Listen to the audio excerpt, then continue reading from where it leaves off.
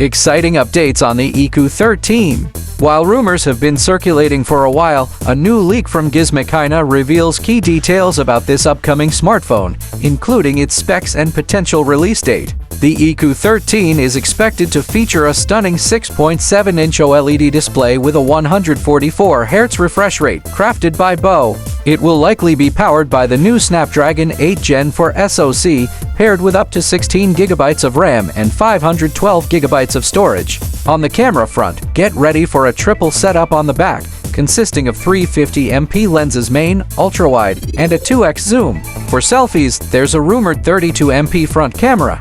Battery life will be impressive, with a 6,150 mAh battery supporting 100W fast charging. Plus, the phone will be IP68 certified for water and dust resistance and feature a halo LED light strip for added flair. An ultrasonic fingerprint reader is also expected, moving away from traditional optical sensors.